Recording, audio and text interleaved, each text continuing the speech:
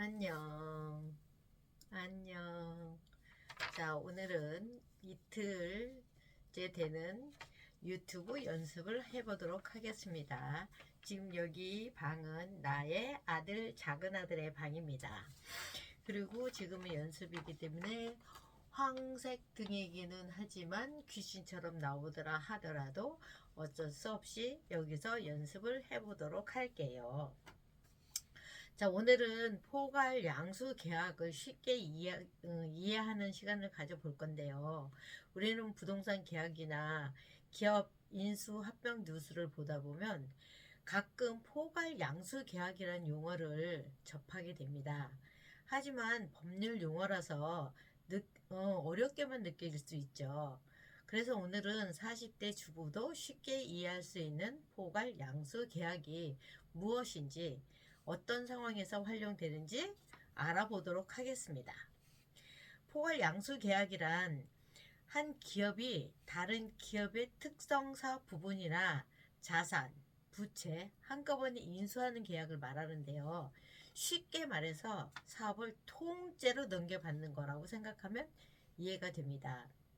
예를 들어서 빵을 만드는 공장에서 빵 제조와 판매를 운영하는 어떤 그 빵 대기업이 있다 하면 그 대기업에 있는 빵을 만드는 제조하는 것과 그 다음에 판매를 하는 것, 특히 뭐 이제 공장이라든지 매장이라든지 직원이라든지 브랜드라든지 이런 것들을 그대로 인수하는 것을 포괄 양수 계약이라고 합니다. 포괄 양수 계약의 특징은 처음은 일단 자산과 부채가 동시에 승계가 됩니다. 포괄 양수 계약은 단순히 회사의 자산만 인수하는 것이 아니라 해당과 관련된 부채나 계약도 함께 승계가 되는 것입니다.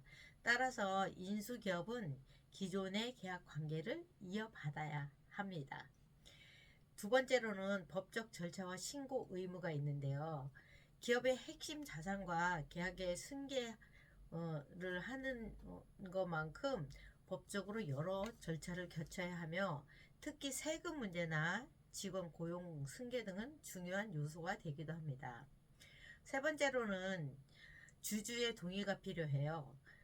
포괄 양수 계약은 단순한 자산 양도가 아니라 회사 운영에 중요한 변화를 수반하기 때문에 주주의 동의가 꼭 필요한 경우가 많습니다. 그럼 우리 포괄 양수 계약에 어떤 경우에 필요한지 한번 알아볼까요? 우선 우리가 알고 있는 기업 인수 합병이라는 쉽게 말해서 M&A라고 그러죠. 대기업이 작은 회사를 인수할 때 포괄 양수 계약을 사용해요.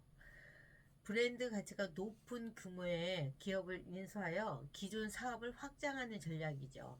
두 번째는 사업 부분, 대기업에서 사업 부분 어떤 한 사업을 정리를 하고자 할 때 포괄 양수 계약을 하죠.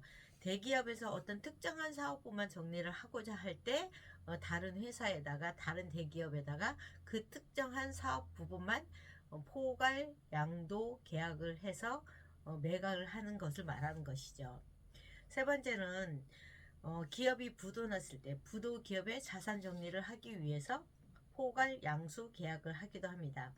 부도가 나면 기업이 법정 관리를 받고 있는데요. 세무 변제를 위해서 포괄 양수 계약을 활용해서 어, 넘기는 경우가 있는데 이는 기업의 일부라도 운영이 정상적으로 돌아가게 만들기 위한 법이죠. 그리고 이제 포괄 양수에는 장단점이 있어요. 장점은 인수 기업을 기존 운영 시스템을 그대로 받아들여 신속한 확장이 가능하다는 거죠. 그리고 기존 기업의 브랜드의 인지도가 시장 신뢰를 그대로 유지할 수가 있어요.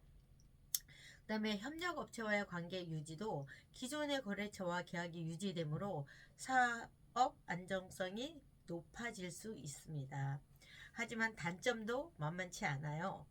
우선 기존 기업의 숨겨진 부채나 법적 문제가 함께 넘어올 수 있어요.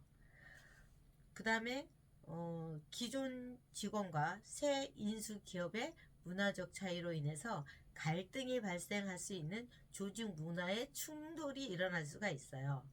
세 번째로는 법적 절차의 복잡성인데 계약 체결에 법률적 검토가 필요하며 예상보다 긴 시간이 걸릴 수 있어요. 포괄 양수 계약은 신중하게 접근해야 합니다.